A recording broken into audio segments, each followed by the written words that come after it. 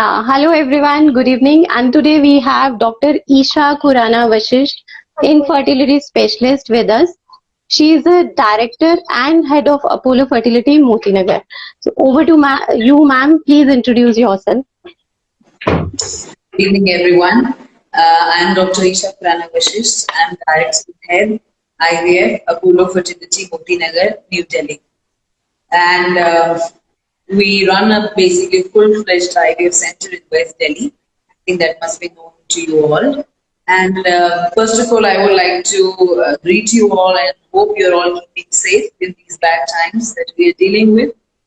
And I would welcome all kind of questions on the topic which is Yeah.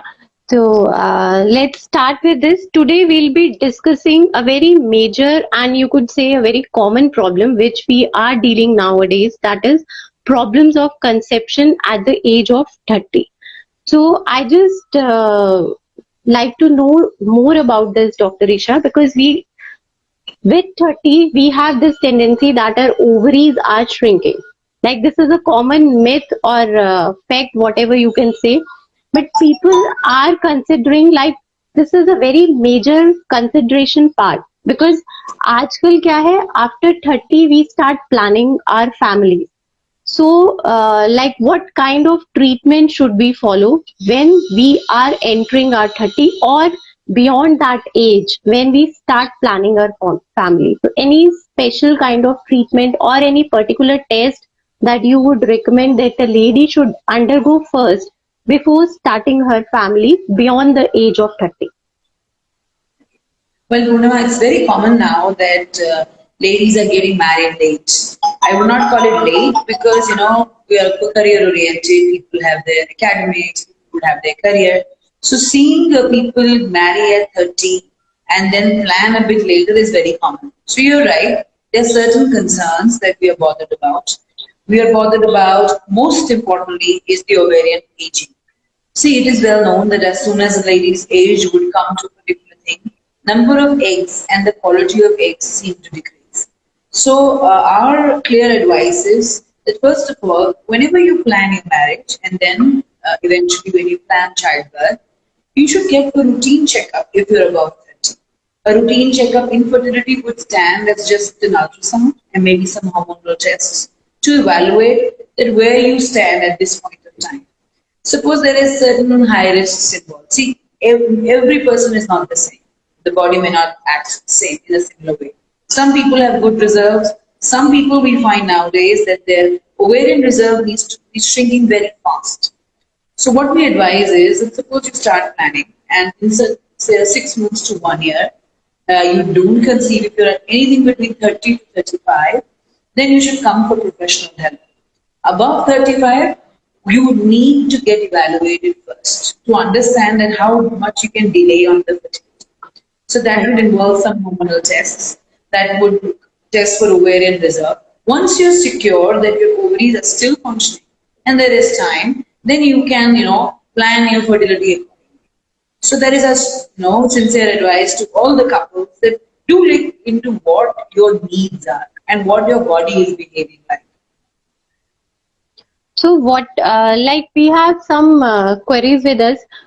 Most common query which we are getting nowadays is low AMH. Right. So people are considering this as a major hindrance in getting pregnant. So I would seriously like you to address this issue, low AMH after 30.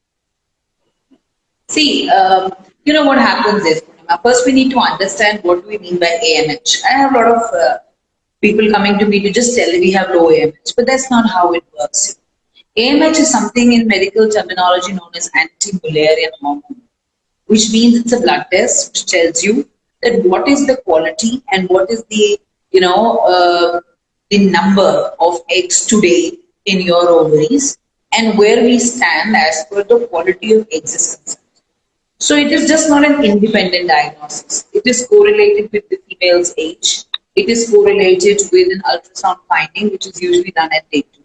So I understand it's a big concern, but you have to have clear-cut idea that whether you're actually going to depend completely on the AMH or not. So once you face such issues, Instead of just believing the report, a complete evaluation with other factors is also required. So we're just not addressing AMH because we cannot do much about ovarian reserve. If it is falling, then nothing much can do to help it. The only thing is we can hasten the process of getting fertility. Suppose you are on that brink, and we know today AMH is less. So what we plan to do is we try to make you pregnant in 6 months. Now the mood, what we decide will depend on other factors, like how the husband is doing, or maybe if there are other things. So addressing simple AMH is not correct.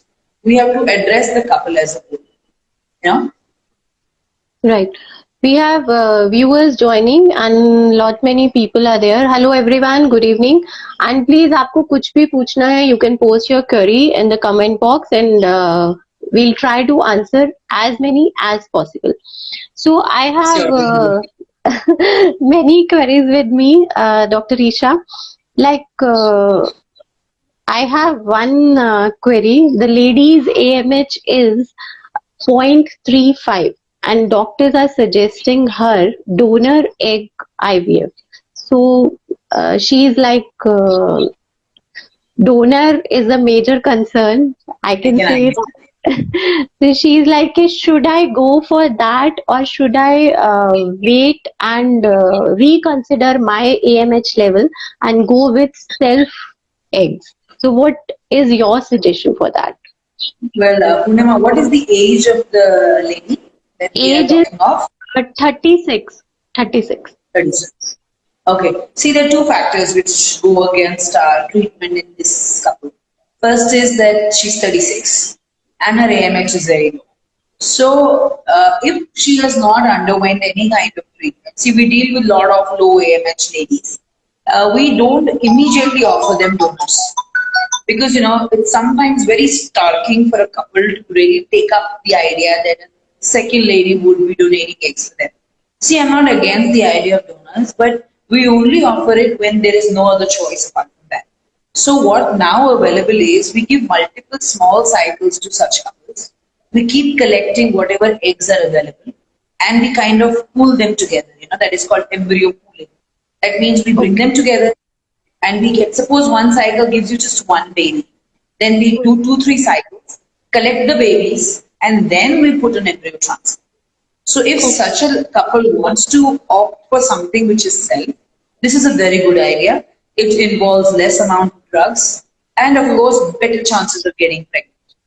And suppose there are other also ideas that we offer, but her age being 36 would Right. really be more towards in vitro fertilization than the natural methods I would be, Right, right. would be offering.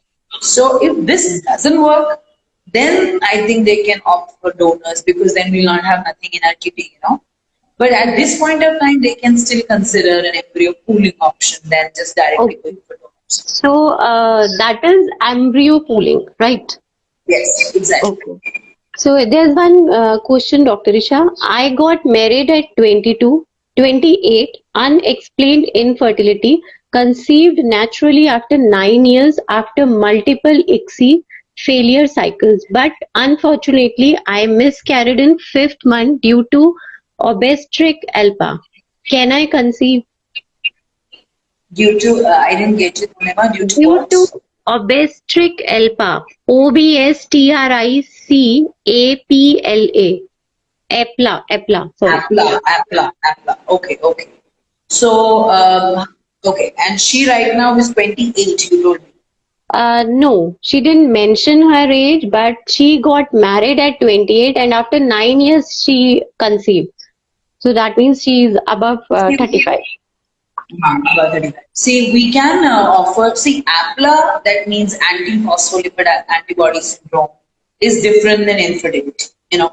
The abortion happening due to APLA needs to be handled in a different manner than her infertility needs to be handled. So making her pregnant by an IVF cycle is different, and carrying the pregnancy to 9 months is different. So in these patients, we have certain options in which we control the APLA beforehand, and then we opt for pregnancy treatment. So what we do is we put her on certain drugs so that this condition is, brought to a baseline. Then we do the IVF, and then we put in the babies, and they are supposed to be close monitoring so that it goes up to term. That happens even with Aplar syndrome who don't opt for fertility treatments. So there are two separate things which need to be handled by a effective I'll- team of an infertility specialist and an obstetrician. Okay. So I think, Sada, you get your answer. And if you want any further discussion with doctor or any further information, so please let us know. We'll be there to Sure. help you, and we will connect you directly with Dr. Isha. So next question, Dr. Isha, we have, hello doctor, an anonymous query. I have been TTC for about 2 years. My doctor recommended for a test where they will fill my uterus with saline and do ultrasound to check my blockage. Will it help? See, one of the basic tests when we work up a couple is to see whether the tubes are open or not. It is done in two ways. One is done by the X-ray, which is that we put a dye and we take static films, which is called a hysterosalpingography. One is done by what she's telling us, which is we fill it with saline and we do an ultrasound. This is Okay. less painful than the hysterosalpingography. So, of course, it will help to diagnose if it is done in the proper fashion. And more definitive, I would be saying, is an hysterosalpingography, which gives you definitive images which can be reviewed later. This is a real time thing. We can look at the ultrasound and the person who's doing it comments whether it is open or not. In an HSG, you see films in which any person can read that, okay, this is open or not. So, of course, it will be helpful. There is no doubt about it. So you are saying that hysteroscopy is much better option than this. No, it's not hysteroscopy, it's Sorry, hysterosalpingography, hysteros. which Okay. is HSG. HSG, So right. if you want to, if you're talking of tubal testing, that Hmm. is a very good modality, though slightly painful. So, adequate painkillers or things can be taken in. And then But during solo that, salpingography hmm, would be, slightly inferior to this method, but of course helpful, but less painful also. less painful. But Dr. Isha, हम जब दूसरे test करते हैं तो we can go for anesthesia and all that also. Yes, you can. You can. Absolutely. That is an option. If you're very apprehensive, then you can go for anesthesia. That is right. That you And can take in an HSG test. right, right. So we have another question with us. That difference between fresh embryos and frozen embryos. Does it make any difference to embryo quality?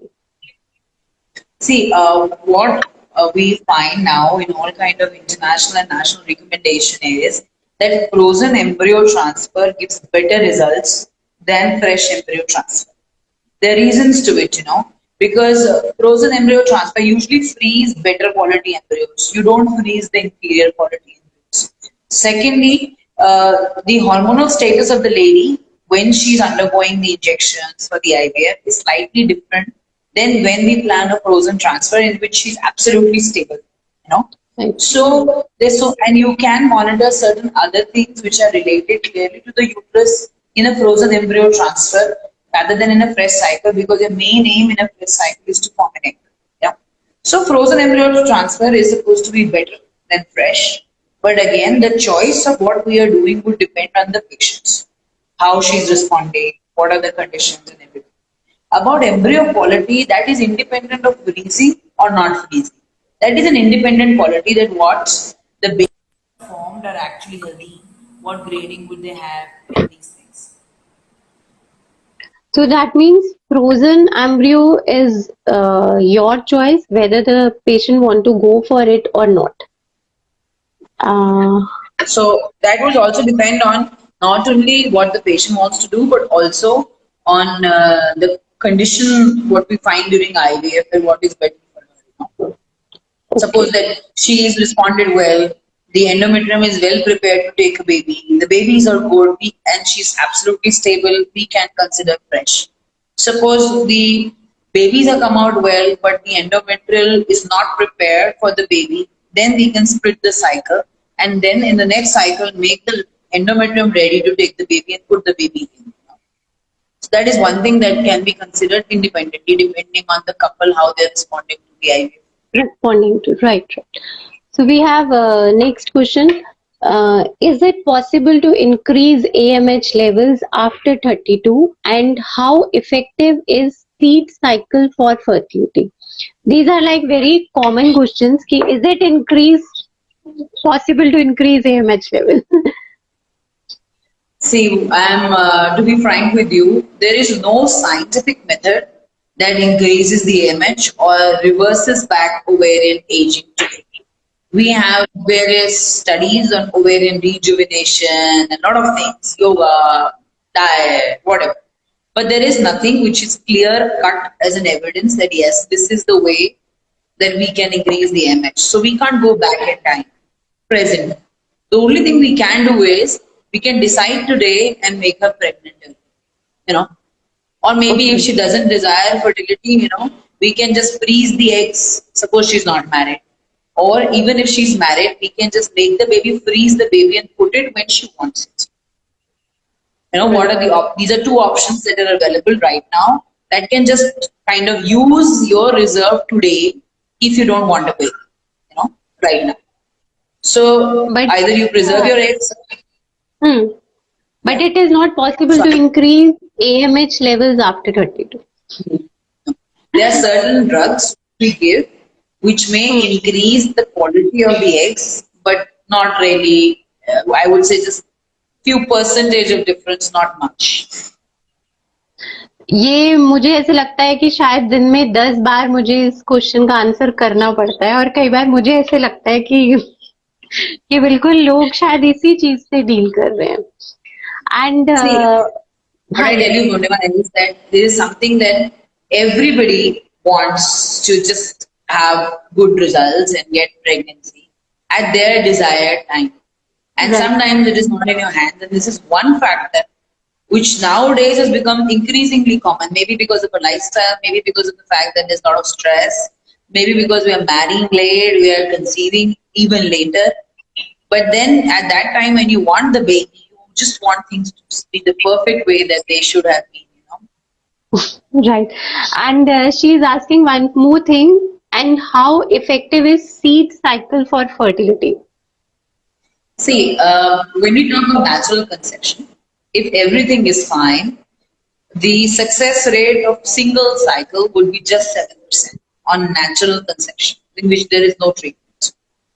In an IUI, that is in intrauterine insemination, the success rate ranges anywhere between 15 to 20%.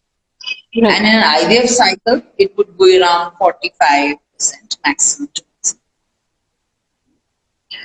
So we can say that seed cycle for fertility is in a kind effective. Yes, only 7% of cycles. That means 100 people trying, everything is normal.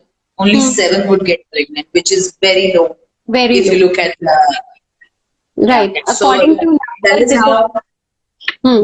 human population is made. Like it was not like that is what God has made us to have a low fertility. As humans. Right.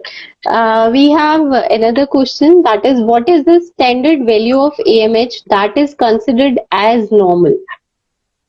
See, it depends on what lab is doing it. We have nanograms and picograms. So we're looking at anywhere between 2 to 6 is the standard values in nanograms that what I would consider is between the normal range. Below that is low fertility, and higher to that is something called as polycystic ovaries, which is Right. again another issue. So that is how we range it on the value of the lab test. But it is lab dependent. You have to look at the reference value of the report to actually know what is the marcation for the lab. Okay. Right. So we have one more query. What are the precautions and care to be taken during stimulation if AMH is low? See, the care that we take is to get a response at whatever drugs we are giving, and the growth of the egg should be optimal. We face two problems when we talk of stimulation in low AMH. One is we don't get a response because ovaries are not responding. So we want to put you to a drug which makes you respond. Second is if the response comes, it suddenly becomes very slow. It stops working. It reaches to a size and it doesn't grow. So that is two things when we take care when we stipulate low AMH. We want to give you a response with the minimum possible drugs available. Secondly, the response should be healthy. That means they should be growing at a particular rate so that you can see that okay, this egg is growing, this may give us a baby, which will ultimately give us success. So these are two things that we take care when we need to do AMH. Okay, how to make IVF successful after so many failures? Very common question we are having this, and what kind of technique can be used? See, again, I would say it is all patient dependent. I know all any doctor would want to make any couple who comes to her to be pregnant. So everybody will try their level best to make one pregnant. So the thing is, it will depend on various factors. They need to be, suppose there has been an IVF failure, you need to look into details of everything. What went wrong during the cycle? How are the sperm values? What was the endometrium? What was not done? Sometimes you can make out a cause. Suppose you can find out the embryos were not good quality, whatever. Sometimes you cannot make out a cause. So when you cannot make out a cause, then we look at other modalities like we do a history to find out what is going on. So it all depends that what cause you find to the failure. And sometimes when you don't find a cause, then you start changing your techniques. If you've done IVF, you bring in ICSI. ICSI is intracytoplasmic sperm injection. IVF, you have an egg and you leave the sperms all around them, and the sperm would fertilize. ICSI is you choose an egg and then choose a sperm and put it inside the egg. Then you can have laser hatching. So there's a lot of technological thing you can do. Suppose you don't find a cause. Right. So there are two ways of it. You can either find a cause or then you can start putting in more technology to give you better results. And these days we have lot many people coming to us and telling that we have unexplained infertility. Then how to proceed in those cases? Okay. See, unexplained is a term that we usually use when you can't find a cause of the fertility. That means you've looked at the female partner, you don't find anything. You've looked at the male partner, you don't find anything. The tubes are fine, the uterus are fine, everything looks good. So most of the time what happens is there are certain times you will find small inherent causes which have not been looked at. So the first thing that we do is that we look for other causes which may not have been evaluated in the past. Secondly, suppose it's a pure cut unexplained infertility. What we do is we what is recommended internationally is that suppose in 2 years of not conceiving in unexplained infertility, IVF should be opted because there may be certain internal issues like maybe the fertilization or maybe the embryo quality which cannot be catered naturally. So now what is recommended in unexplained is that you give treatment for 2 years and expectant management, that means you give small treatment, you do ultrasounds, whatever. And if that doesn't work, then the mode of choice would be IVF only to give you better results. So we have one more question, Dr. Isha. What is embryo glue? What is? Embryo glue. Glue. GLU. Glue. Glue.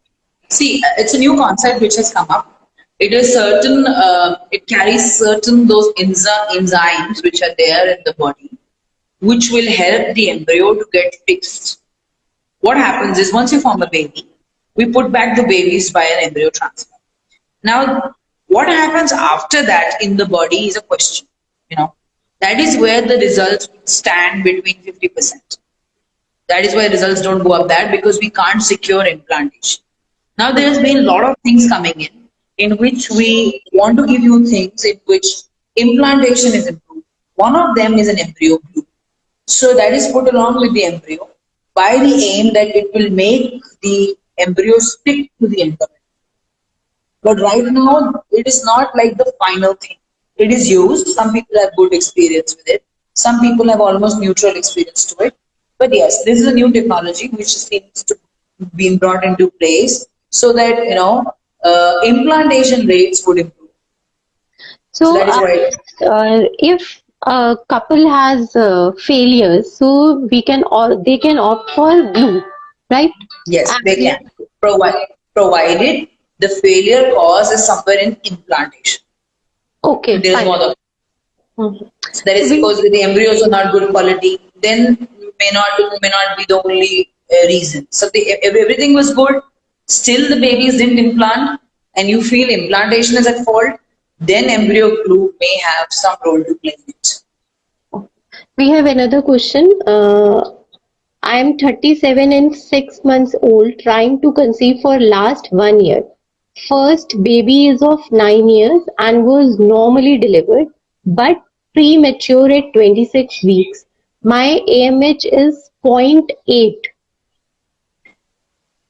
Two Litovel cycles done during 1 year. And well, first of all, I would like to know whether she responded in those retrieval cycles or not. See, her being 36 and Hmm. the AMH being 0.08, that's what you told me, point 0.8. Point 0.8. Point Point 0.8. 0.8. Point. See, at that case, more important than the AMH is her age, and that she's been trying after one pregnancy by, for a period of time. So she can opt for in vitro fertilization, which is IVF, because there may be issues in embryo quality and things that she still has time. That AMH is point 0.8. We may be able to get some eggs out and make her pregnant. So the option better standing in this situation would be IVF, so that we can use those eggs which are available and we can cause artificial fertilization, because maybe there may be other issues or there may be issues with the egg quality, because now that we know that she's got pregnant once and there must have been something happened in the past few years that now she's able to conceive. So in such a patient, IVF could be a good option. And she is again asking, HSG was not done due to size of cervix and suggested for IVF. So please suggest. Yeah, that is what I'm saying. HSG right now is not very important because we are planning an IVF. Because Right. here her age and AMH are more. Suppose she was 22 and her AMH would have been point 0.8, then still we would have considered an HSG and doing other modes. But the Right. age doesn't favor us. So even if we do an HSG and we find the block, our treatment option would be IVF. IVF only. Right. So, So this case, IVF is more preferable than doing an HSG or for that matter, a laparoscopy or an IUI or whatever. right. Why to waste unnecessarily time? Exactly. Right. Right. So we have another question. If the normal sperm morphology is less than 2%, then is ICSI better than IVF? Absolutely. Any morphology that is less than 4%, the international WHO standard is 4%. So if anything less than 4%, you would find that ICSI is in fact used as a protocol. I mean, we do it. We don't opt between IVF at all. We will go for ICSI. And even if there is a less morphology, there are better techniques called as IMSI, which is morphological screening, that is offered, not offered at most of the centers, but because you even intensity screen each sperm and choose them and put it. So of course, at Okay. any morphology which is less than 4%, we would be opting for ICSI. We have another one. I had undergone endometriosis surgery 3 years back. One IVF failed. AMH is 0.75. Can yoga be helpful for me? See, yoga or I would say natural therapies or Ayurveda, lot of collateral therapies can be helpful, but they cannot be definitive management at all. Why? Because first of all, there's no recommended studies that I can tell you that yes, they will be helpful. But whatever our evidence is, they can be helpful in the sense to help you with the main treatment modality.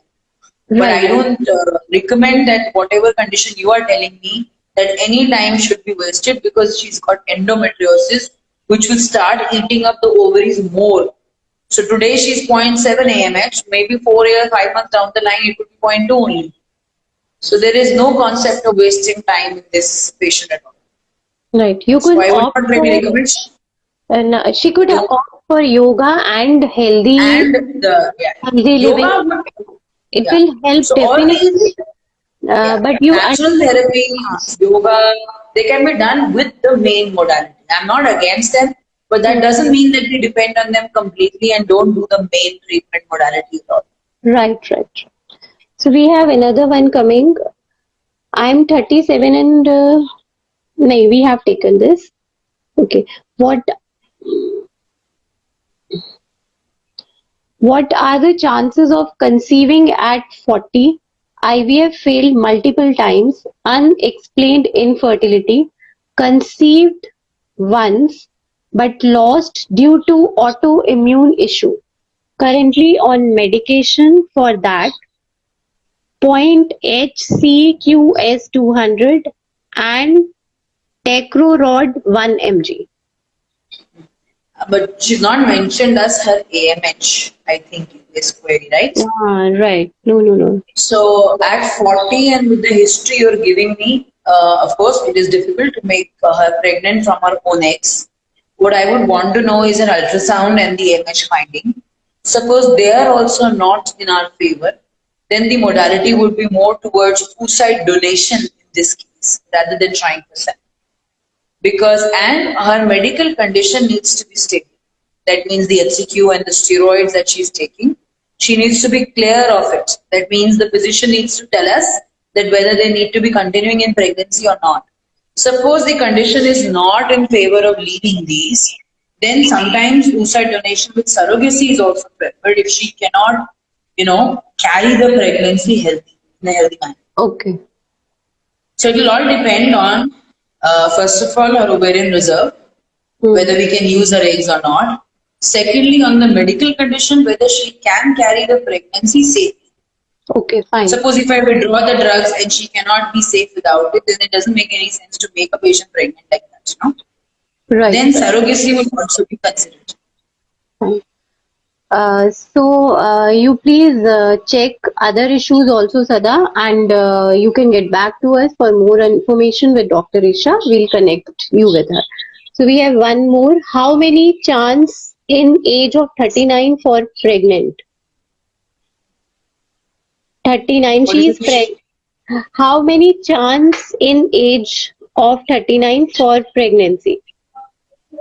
39 is The her age, question, and just this one liner I question. think what she means is either what is the chances of her being pregnant at the At age the of age of 39. 39. Right. Yeah, yeah. So, see, if everything is okay, you have good chances of being pregnant at the age of 39. That doesn't really change the chances. Of course, the fertile potential of a female would fall drastically after 35. But then, if everything is okay, you have a pretty good chance of getting pregnant. It doesn't really, I can't quote any percentage because we don't have the details about you. But yes, there are chances that you can get pregnant easily. That should not be. I think better to have positive mindset and थोड़ा सा भरोसा रखो हमारी medical science बहुत अच्छी हो गई है. So she can get और pregnant. कहते हैं ना जैसे when we used to study or we used to say कि any lady who is into reproductive age can be pregnant. तो ऐसा कुछ नहीं होता. When we think the least, people turn out to be pregnant. Right so अभी तो वैसे भी लॉकडाउन है तो थोड़ा टाइम यूज करो and get to know better equations with your partner and enjoy the time we'll definitely hear positive good news from you so And one बहुत more बार ये होता है कि people do get pregnant in lockdowns. I've had huge number of patients getting pregnant because they don't have to go to their offices, so it really helps. Lockdown is helping fertility. Let me tell you that. so all the best ladies who all are trying for conception अब तो ये doctor Isha ने बोल दिया है तो positive results तो आने ही आने हैं. So one more we have how to increase the quality and quantity of eggs naturally.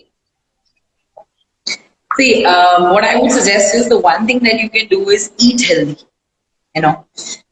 When we talk of natural egg quality, if you can avoid things with a lot of cheese and a lot of, I would say, avoid junk food and eat healthy, as been asked that yoga and Ayurveda, these things are good. On the whole, they help you to have a healthy balance hormonally and the egg quality. Another thing is please avoid smoking, alcohol, and addictions.